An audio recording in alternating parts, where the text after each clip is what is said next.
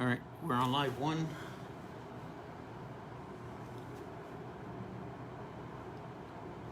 Live two.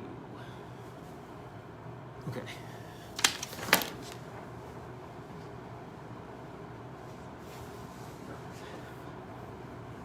Guys, we're gonna get started in just 1 minute.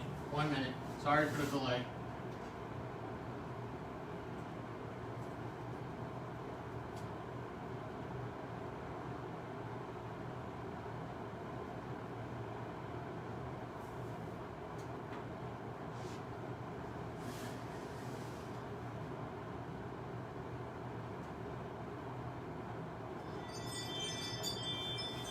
So we'll be able to see the questions come on, if any questions come on there.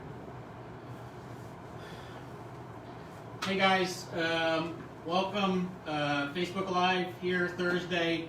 I'm here today with an attorney that we use often here at the Bariso Group, Rob Cascone. He's an attorney here in Wayne. He's done plenty of closings for us throughout 2020. And I brought him here just for him to go over the selling or the buying process and what the attorney actually does with that whole process. So, without further ado, Rob, how you doing, sir? Good, Matt. Thanks for having me. Absolutely. Thanks for coming. So I just wanted to jump in a little bit. I'm gonna ask him a few questions, and then if you guys have any questions, feel free. First of all, how long have you been doing it for? How long have you been an attorney for? So I've been attorney for 11 years, 10 years doing real estate. My office is located at 600 Valley Road in Wayne, right next to the new Whole Foods. Oh yeah. So pretty easy to find, pretty convenient for everybody in the area. Excellent.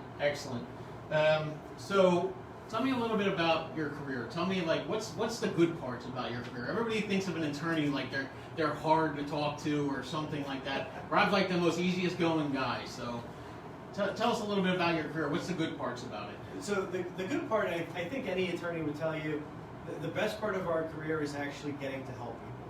I get to go home every night and tell my girls what I did today, and 9 times out of 10 it's I help somebody buy a house, I help somebody with their problem, and attorneys at our core are problem solvers. And yes.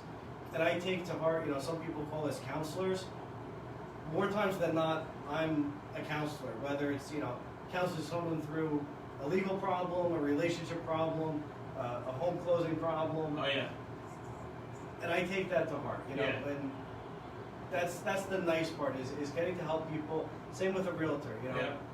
We get to help make people's dreams come true, whether it's buying or selling property. Yeah. It's one of the biggest investments of their life, and I'm happy to be a part of it. Yeah, absolutely. Nicely said. Very nicely said. So tell us a little bit about, when you first purchase a home, we're going to go out, we're going to look for that perfect home for you. And what we do is we have to get it signed off by the buyer first, which might be you at that time, or maybe I'll be representing you as a seller. Once we have what's called a binding contract, we have to send it out to an attorney to review. So that's when we send it over to Rob, and Rob's going to tell you a little bit about attorney review and what that process is. So Rob, what can you tell us? So the biggest thing to know is that binding contract, unfortunately, isn't binding. Right? There you go. So, and that's the scariest part is when I talk to a first-time home buyer that has been looking for sometimes months for that perfect home. Yep. And they've gotten outbid, they've lost out on properties, and then they finally get that accepted offer on their dream house, and I tell them, well, that contract that you had that you worked so hard for isn't binding until we're out of attorney review. Yep. So the biggest thing is that you have an attorney that is knowledgeable about the real estate process, and in this market can really work quickly to get you in and out of attorney review, because until you have that agreement between the buyer's attorney and the seller's attorney, you don't have a legally binding contract. So that all the time frames in your contract for inspections or mortgage commitments or even the closing date, those time frames don't start to run until after we're out of attorney review. So biggest thing is first, in and out of attorney review quickly. In and out of attorney review. And in attorney review, there's certain things that we do. There's standard changes that every attorney looks to make to that contract. The contract is good, but It's not perfect. Yeah. Yeah. There's provisions we want to change to protect the seller and the buyer. And also, I look to make sure there's no red herrings thrown in. Yeah. Oh yeah. So, my job as your attorney is first to make sure you don't get sued. That's Yeah. what I Very important. tell people. And second is to make sure you know what you're agreeing to and that we can actually get to the closing. Yeah, yeah. So I can tell you this, like Rob was saying, this market is so tough right now. Once we get what I call a binding contract, but I know it's not binding until it comes out of the attorney review. But once we get a signed contract, if you will, we hand it over to the attorneys, and in that time, they can still have other offers come in, right? Absolutely. So this is what's happening in this market. We had one in today that we went $30,000 over the asking price, and then my client decided they wanted to go an additional $15,000 over the asking price, and they still didn't get the property. They went $45,000 over the asking price here in Wayne, and they still didn't get the property, unfortunately. And the biggest problem with these over-ask offers is the appraisals. Yeah, let's touch a little bit about that. So 9 times out of 10, probably 9.9 times out of 10, you're going to have a mortgage. You're not paying cash for these properties. Yeah. And if that's the case, the property has to appraise for the contract price or for an agreed upon price. Your lender is going to want to make sure the house is worth the money you're paying for. Yeah. So that's everybody kind of glances over the appraisals because it's the last hurdle to get to the closing table, but sometimes it's the biggest hurdle. And if you're signing a contract in which you're going $30,000 over asking, Yeah. the real risk in doing that is you have an attorney on the seller's side that's going to look at that and say, okay, put your money where your mouth is. Yep. Because, you have a great realtor representing you, but there's probably a great realtor listing the property as well. And if they think the property is worth X and you're going 30,000 over that, you're overpaying. Yeah. In someone's opinion. So Yeah. if that's the case and the lender doesn't think it's worth 30,000 over asking, they won't approve that loan. And in that case, you may be stuck bringing $30,000 or $40,000 cash to close it. And then the problem becomes, do you have that extra money on top of your down payment, on top of your closing costs? So the conversation you need to have with Matt up front is, this is what I'm comfortable going over asking because this is how much money I actually have to bring to closing. Yeah, this happens a lot today, and I can tell you this. I position each one of my sellers as I tell them what happens if they want to come in from a threshold of 500, maybe to 520. I would say maybe they can split it in half. Maybe the seller can come with $10,000 and the buyer can kick in $10,000. Or if it's between 520 to 540, they can kick in and kind of meet in between. So we're trying different avenues, trying to make everybody happy. But each market's different, and each buyer's different. So some buyer might have that extra $30,000, like Rob was saying, to kick in. But if they don't, there's going to be a problem, right? So the house will end up going back on the market because, I would actually tell you that this is going to happen. The chances of it appraising at this number is going to be really difficult, So, all right, great. So you know a little bit about the appraisal. If you have any questions, like I said, you can chime in. You can put questions down below. We're going to do a Q&A the last 5 minutes of the Facebook Live. So let's go into a little bit more. When can a client back out of a deal, Rob? And I get these questions. Rob gets these questions. I love this question. When can I back out of the deal? It really depends on the contract. Yeah. And that's the thing is no deal is alike. Every deal has its own little wrinkles. So that's why it's important, to have a realtor like Matt who knows what he's doing and an attorney that's well versed and knows what they're doing when it comes to real estate law. Yeah. You can always back out an attorney review. Have it. That's yep. You can back out for any reason. I tell sellers, if a better offer comes in, Jump on it. whether it's more money or better terms, Yep. they can cancel for any reason. I tell buyers if they find a property that they like better, the same thing, the shoe's Yep. on the other foot, they can cancel as well. So you can always back out an attorney review. Yeah. After that, it definitely becomes difficult. it depends what the inspection contingencies are like and what limitations there are there. There are some buyers in this market that I've had that have completely waived inspections. Yeah, and we're doing it a lot lately. Yeah. Yep. So if that's the case, if you've completely waived your inspection, then all you have is the mortgage contingency. Yep. And some buyers are waiving appraisals. Yep. So it doesn't matter what the mortgage. In this, appraisal we're talking comes about this market we're in right now, guys. It's not a normal market. I've been doing this for 20 years now. We haven't seen anything like this. I mean, I got agents in the office here that's been doing it double the amount of time I've been doing it, and they've never seen it. So it's a really tricky market right now. You need to know all the specifics. Rob and I can definitely help you out, going forward with each one of those. Anything else you want to add to that, Rob? So it depends with inspections. If as long as you haven't waived all your inspections, and I never recommend that to clients. Right. Every case is specific, but if there's a material defect, if there's something seriously wrong with the structure, the mechanical systems, the environmental, problems, as long as you have to give the seller the opportunity to correct it. But I had a deal today. They did their inspection, didn't want the property, and I called up the seller's attorney. I said, look, I can give you a 4-page, 40-bullet-point inspection request letter, or you can just let us out of the contract and relist it and take advantage of the market. Yeah. And they did, so the shoe Yeah. it works It goes both both ways. ways. Absolutely. Yep. All right, that's good to know. It's actually in this market, like I said, it's very difficult to get a house. First of all, to get the house, to land the house is the first problem in northern New Jersey right now, or maybe even across New Jersey, across the board. But to ask for something in attorney review, it's just very difficult right now as far as the home inspections. So I mean, if you're gonna, what I like to say, you can't really nickel and dime people. I mean, I don't know if Rob wants to, if he agrees with me or not, but us as realtors, I can tell my client, listen, we don't want to nickel and dime these people. Rob has to do it the legal way. He does his thing.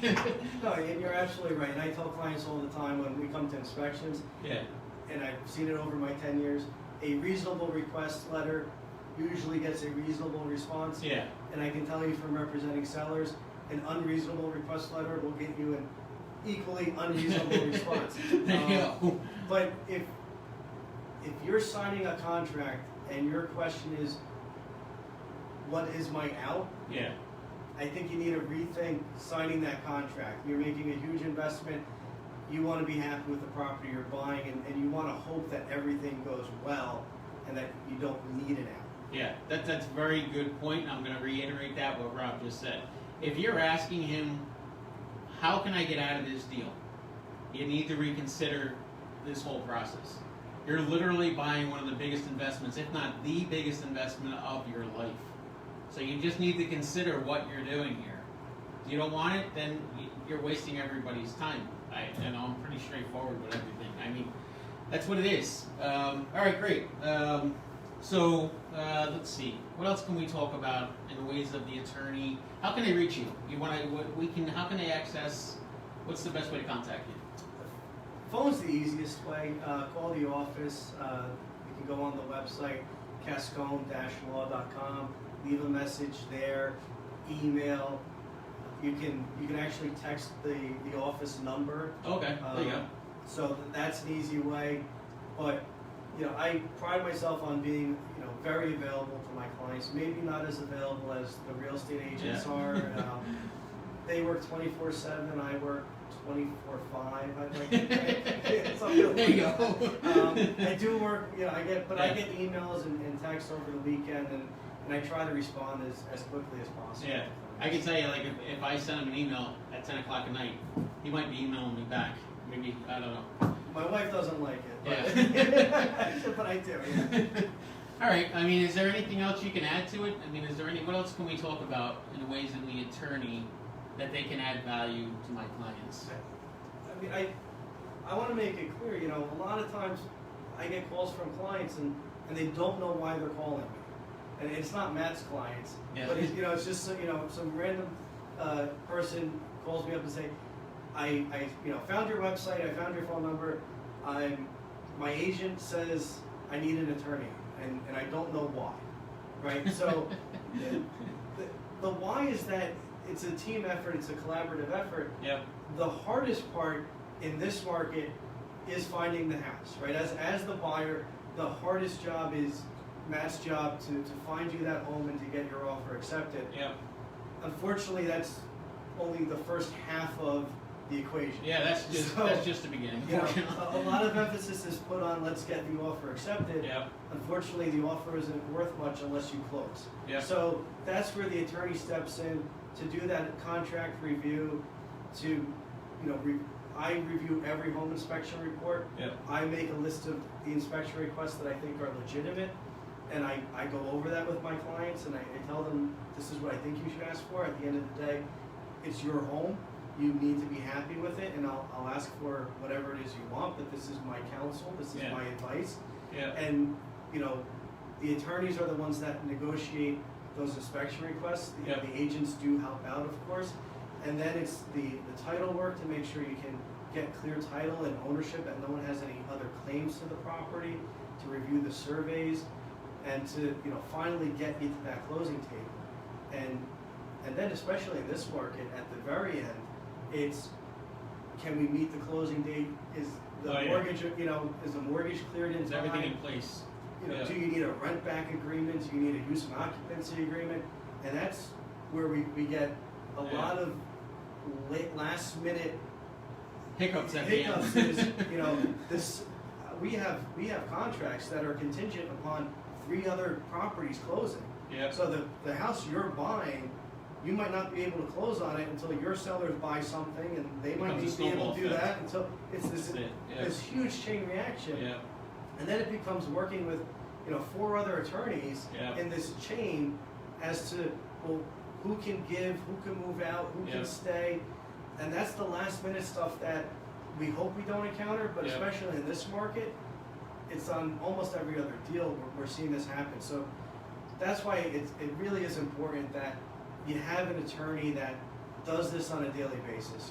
That's all that Rob does. He's just doing your real estate deals. So you can reach him, at the office 9 to 5, 9 to 6. I don't know what he's. Anytime I call him, he's available. Anytime. If you call the office at 11 o'clock, some nice lady in Tennessee is going to answer, and they're going to send me your message, and I'm up at 5 a.m. So if you want me to call you then, I will. But I usually wait till 9 to call people back. But I know another thing, just to hit on real quick. The one thing that we need to do, and Rob touched on it a little bit, is coming in and out of attorney review. So in a normal market, we would say attorney review is 3 to 5 days, and if we can get in and out of attorney review in a day, in a couple hours, I've seen them done in a couple hours. So it's all depending. Like Rob's on top of it, as long as the other attorney on the other side is very responsive. We can get in and out of attorney review. It'll land you that house, that fast. So he's very responsive when it comes to that, and that's a key feature that you need in an attorney. And the one thing, if you reach out to me ahead of time and say, hey, I'm working with Matt, I'm going to I'm putting an offer in, I'm going to reach out to Matt and say, send me your offer. Before the seller even accepts it, send me a copy of it. And then it allows me to draft that attorney review letter, so when they do accept it, all I have to do is plug in the things that might have changed. Maybe the contract price changed a little. Put in the seller's attorney's information, and we've had attorney review letters out literally 2 minutes after the signed contract. Nice. So, but that's the outside of the box thinking that Matt and I have to do in this market to get it done. Period. Absolutely. All right. So I'm just going to open up for some questions. I don't know if anybody has any questions. Feel free to chime in. Do we see anything on there? Do we have anything? Let me just see. So that's the one. I want to just go on to. Give me 1 second, guys. I'm just. How do I go back to business page?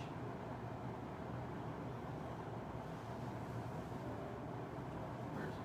There. Here it is. I got it here. Okay.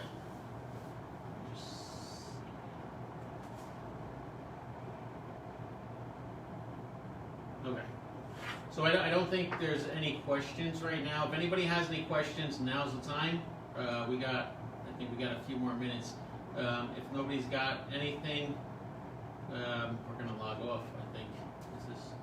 I don't know if this Anderson does it all on time. All right. We'll stay on for another couple of minutes. And if anybody has any questions, we're here. I don't know if we can add anything else. I'm trying to think. What else do we do? So Rob can take care of your commercial properties. Just touching, he does investment properties. 2 families, multi-families, anything like that. Well, the biggest thing now is, with the new administration, the one thing that's kind of up in the air is, the like-kind exchange. Okay. So, if you're selling an investment property to avoid, that capital gains tax, a lot of times you want to roll, do a 1031 exchange and do that like-kind exchange and roll it into another property. Yeah.